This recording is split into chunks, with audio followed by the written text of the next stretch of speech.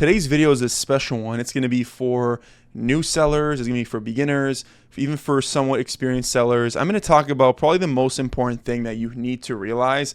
And I'm going to show a lot of in-depth Amazon stuff, right? Show you how to source. We'll do some analysis. But the bigger picture for this video is showing you the importance of sequencing. I can give you all kinds of information. The problem I see newer sellers face all the time is they're trying to do things that don't matter today, but might matter in a couple months, right? They're thinking ahead when they haven't even gone past the first stage of Amazon yet.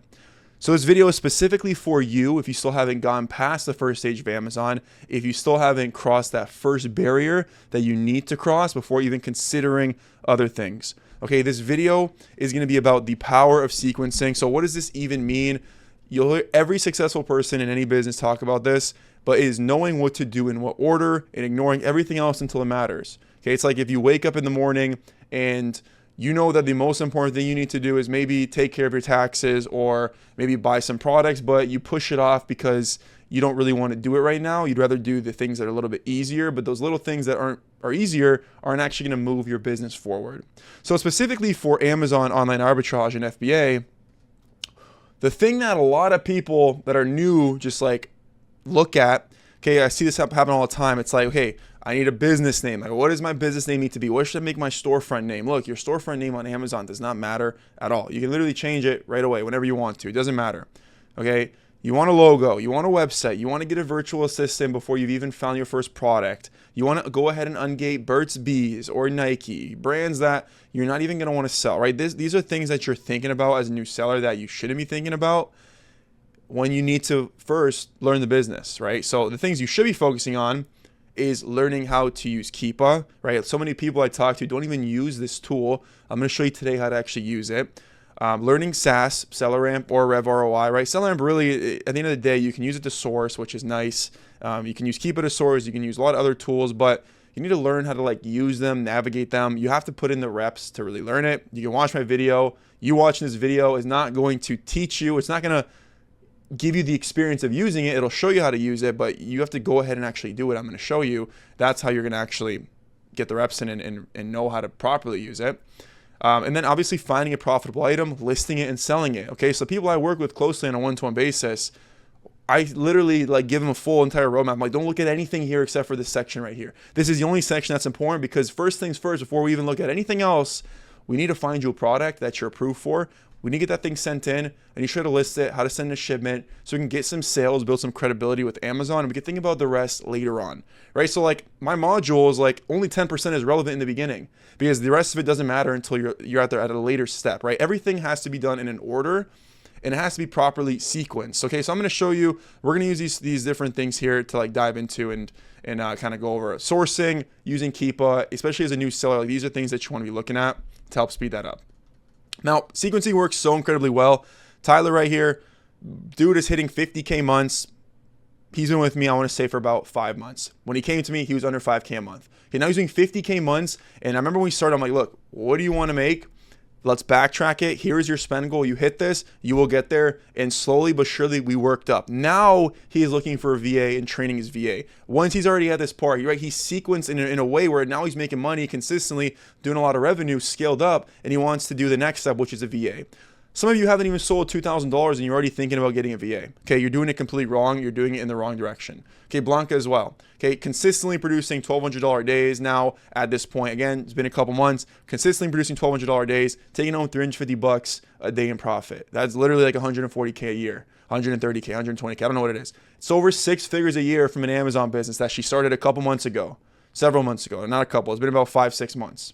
Do you realize the importance, right? The only reason these people get these results here is because they realize that the number one thing they need to focus on is how to find products quickly and efficiently and how to read Keepa charts. Everything else you can easily plug and play and eventually pick up as you begin to grow, and you can implement things later when you get to that step, right? Sequencing, do things in the right order, ignoring everything else that doesn't matter in the beginning.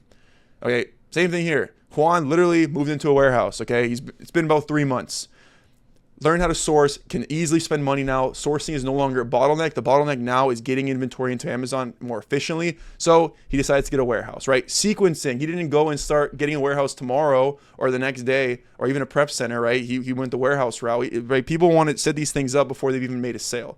So I tell people, don't even look at a prep center yet. You haven't even made a sale yet. Maybe once you're at a couple hundred sales and you have some kind of volume going into Amazon, you can consider that. Okay, so look, these people are successful, but it's because they properly sequenced. And the reason I was successful so fast was I properly sequenced. I realized that I need to learn these skills, and that's all I did. So today's video, we're going to look at those skills and kind of show you how you can implement these skills and actually learn the skills that these three also learned to help them get success, right? So learning to source, right? Okay, let's go through a quick little roadmap of what sourcing can look like to help speed it up, and then we'll do a little bit of sourcing as well. So the first thing I look at when I'm sourcing, and this helps me stay efficient when I'm sourcing, is Amazon the listing? Okay, if they are, I move on. Okay, when we're doing online arbitrage, it's very, very, very, very tough to compete against Amazon. So why would I spend my time looking at things that are less likely to work when I can spend time looking at things that are more likely to work? If you're doing clearance, if you're doing wholesale, like closeout stuff, which you shouldn't be doing anyways, but if you are, then okay, fine. Yeah, you can compete against Amazon because you can get pricing for really cheap. When you're buying things online from Walmart and Home Depot, you're probably not going to be able to compete against them. So I move on, right? No, great. Is there a buy box? Yes, then I keep going. If there is no buy box, then typically I move on, especially if you are a new seller.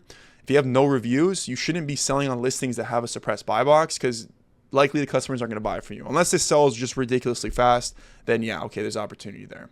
These are just my 2 cents when it comes to that. Whenever I see it again, low opportunity, I move on. Is that product profitable? Well, if it's not profitable, then move on right away. Okay, let's say it is. Let's say you do a search for it, right? It passes these 2 checks here. So you do a Google search and it is profitable. Great. Now we got to analyze it. Okay, this goes into Keepa. I'm going to go over this as well.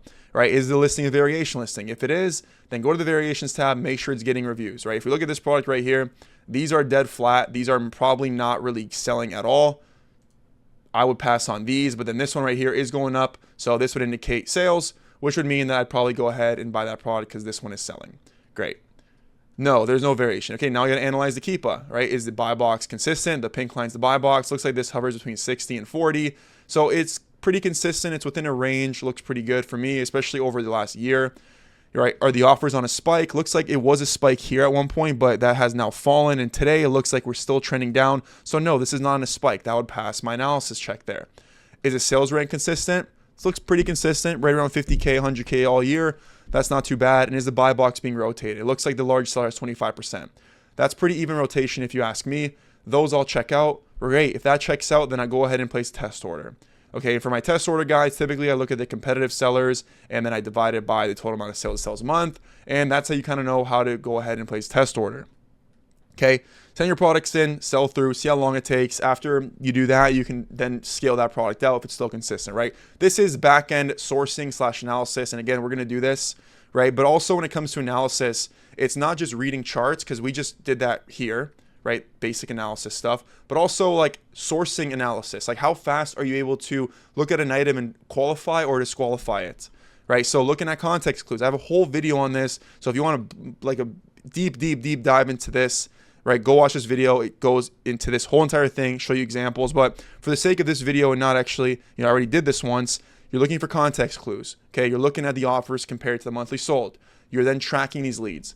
You're then using a target buy box price to analyze, right? You don't want to use the lowest FBM price. You want to use the lowest FBA price because we're doing FBA, right? Early analysis, looking at a chart and knowing, is this going to be profitable today or is it probably not, right? And these are things that we're going to go over a little bit today.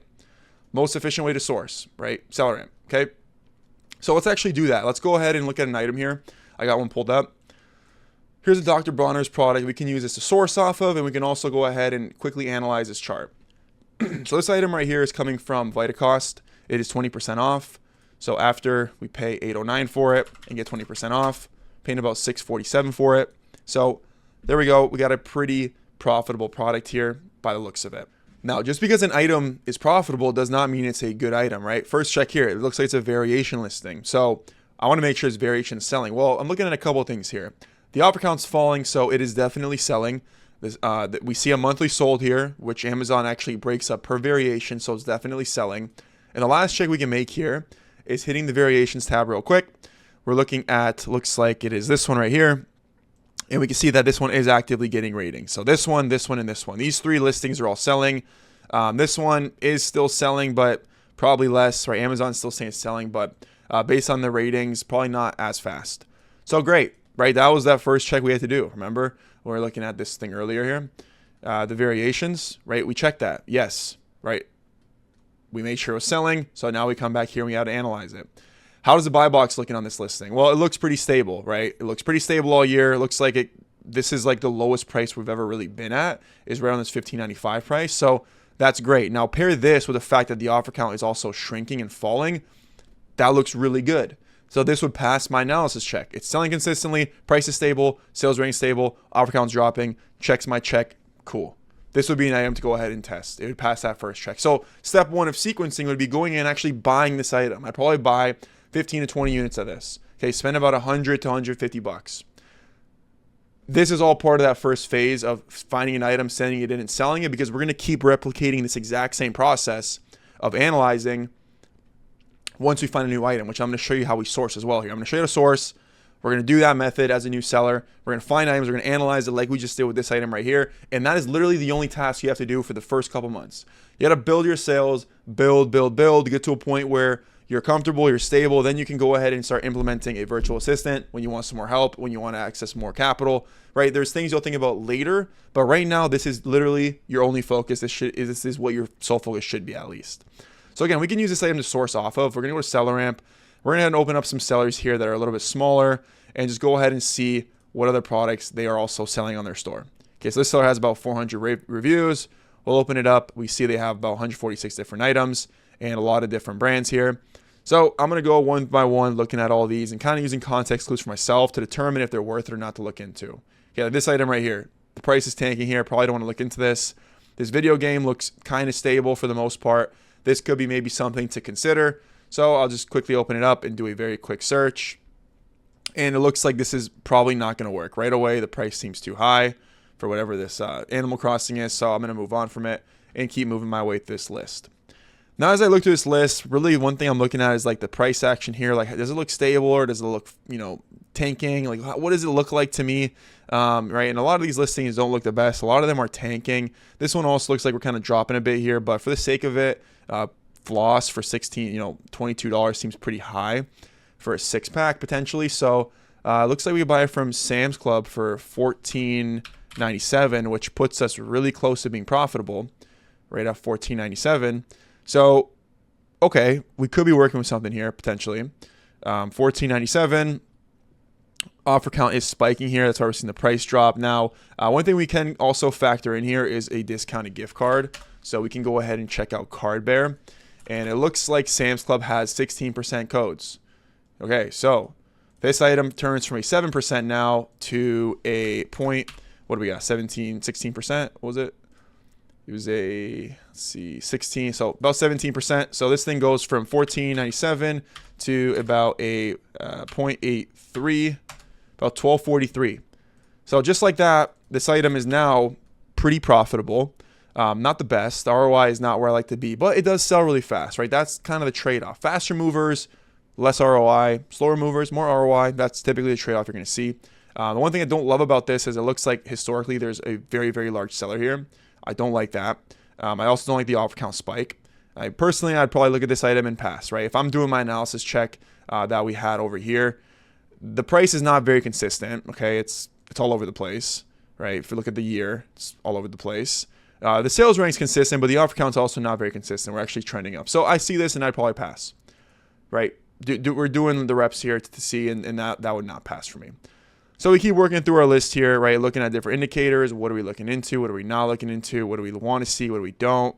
Right? Like no buy box here. Amazon's here. I don't like those. Right? This Panini looks like Score a Tree. This is probably some kind of Halloween item. We don't like that. So I'm looking at these items. I just don't really like what I'm seeing here, right? The indicators just aren't checking out for me. And these items are all kind of tanking in price. That's the number one thing I'm really considering here. And maybe this, but at the same time, yeah, price just falling. This seller doesn't look the best based on what I'm seeing here, just based on the products. Everything here is kind of tanking.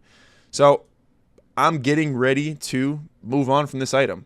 This doesn't really check out right. This kind of looks flat here, this Elmer's, but looks very cheap. Probably not going to make that work either. Keep it moving. Right, this looks somewhat stable for the most part. Right, potentially we can click into something like this, and let's take a look. Let's do just a simple Google search, and it looks like Target might have this one for $7.99. Plus, there's some deals here. So Target eligible, save $5 with 30, save $10 with 50. Okay, so this is, we're saving about a 20% here with this. Target $10 off 50. So that is literally a 20% discount. So actually, we're paying $7.99 for this. It looks like it is out of stock currently. Now, this was in stock at $7.99 with a 20% discount. This could be another very, very good item to look into. Now, we would want to get notified for something like this when we see this. And also, for the sake of this video, let's go ahead and analyze this item and see what we're actually looking at here. If this is something that we would actually want to bring onto our store, if it was consistent. And this looks really good. Okay, what am I looking at here? Offer count's high, but the price is also stable. That's a very, very good sign. A lot of offers, stable price, very good sign. Offer count dropping, even better sign. Okay, the only problem with this one is it is back ordered, right? So we'd have to wait for it to come back into stock. But if we can and when we can, we're hitting this product hard, and this isn't even considering a discounted gift card, right? Target's got 11% off.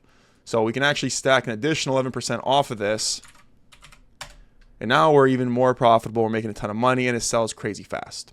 So these little reps here, this sourcing method, this analysis is what you need to be doing. You need to be doing this if you're brand new and you're still stuck under 5K revenue and you're trying to make this your full-time thing or an extra source of income for you. You got to be doing these methods to help and find these items. And you know, once you really break this threshold and you have a lot of products to sell and you're consistently making money and you're selling through inventory, then you can consider, you know, hiring a VA and doing the other stuff, right? But yeah, in the meantime, right, as we keep going through some of these products, right, as I look at these sellers here, I'm looking through their products, and I personally don't like clothing and shoes. So like when I see these types of items, I move on from them. Okay, all these kinds of things. I don't like these kinds of items. This item looks somewhat flat, right? It looks pretty stable. Also looks like there's not that many FBA offers, and it sells 1,000 times a month. So I see something like this. It's something that kind of catches my eye to do a search and just see. And what is this that we're looking for? This is a 8.6 ounce, 16 count. So probably coming from Sam's. It's the bigger size, right? Yeah, 16 count for $634. And this is for a 3-pack. So $19.02, but again, we know we're getting that discount from Sam's Club, about 16% off. So yeah, this is not that profitable at $16.03. FBA is at $20.99, so we would be about break even on this product, right? So like you see these numbers, right? So again, let's go back to our actual check here. We did pass this check here. Amazon's on the listing. There is no buy box, but it's not profitable. So I see that right away, and I'm not going to sit here and dig some more, right? It's already not profitable, so I'm moving on. Okay, this goes back to efficiency when it comes to sourcing. We're moving on from that item because of that reason alone. Okay, here's Trader Joe's item. Do a search. Let's just see real quick. Doesn't look like it's coming up. This is probably come from their store. It looks like it's $4.49. And yeah, this one looks like it's profitable, barely. Same thing. I see this number. Doesn't make sense to me. I could check for a discounted gift card potentially, but I probably just move on anyways. Right, so like this is the method that you need to be doing to source. Reverse sourcing with SellerAmp if you're brand new. You're going to start to learn what you like to sell, what you can sell, what you can't sell, what categories are good. Like, you know, maybe you love clothing and shoes, and go ahead and sell those. You know, like there's an opportunity in any category to sell. Personally, for me, over my time of selling, I just haven't liked it. So I always move on from them. You know, but that's just my preference when it comes to sourcing. So the biggest takeaway that I want you guys to know from this is there's things you should be doing and things you shouldn't be doing when you're starting out. What you shouldn't be doing is figuring out, you're stressing over a name, a logo, and trying to ungate big brands. You should not be doing that in the beginning at all. You shouldn't be hiring a VA. You got to be learning Keepa and SellerAmp, and you have to just find products, list the items that you can sell, send them in, and start making some profit. Repeat that process over and over again, scale your store, and next thing you know, you're doing 6-figure revenues, profiting 5 figures a month profit, and you can make this your full-time thing. That is 1000% possible for anybody watching this video, but it does take time, and Amazon is forever always changing. There's always new things happening on Amazon, so you have to stay on top of it. You have to do what you're allowed to do, sell products that you can sell. If you're hard gated, you have to just accept it and move on, okay? I know a lot of you people are stressed about the fact that you can't sell Dove or you can't sell these big brands, but just realize that those items are not arbitrage products anyways, right? You're trying to ungate products you haven't even found profitable yet. You're wasting your time. Find items like this that I showed you, ungate items like that. There's hundreds of thousands of listings that look just like that you can also go ahead and capture sales on and build a big catalog around. Now, I mentioned earlier, these students here that are crushing it. Yeah, these are my students. I work on a one-to-one basis with all my students. We sit down, we source products. Really the big thing, especially if you're brand new, is just kickstarting your store, getting you items that you can sell, getting them sent in immediately, building some sales for you so you can go ahead and actually scale with some of our top-notch sourcing strategies, really utilizing Keep a Product Finder to really find opportunities that are only accessible to arbitrage sellers, capitalize them, and really milk them out with brand sourcing, right? Sourcing is the thing that we solve. That is the number one thing that we hit hard, but really is also getting you off the ground running with brands and products that you are eligible to sell as a brand new seller. So if you would like to work one-to-one with me, if you really want to scale up your Amazon store and you want someone to hold your hand throughout the whole process, booking a call. There's a Calendly link down below. Spots fill up fast. Like this next 2 week is really booked up. We have a lot of people that want to come in, but if you are serious about starting, then again, that option is available for you if you are looking for some personalized one-to-one coaching.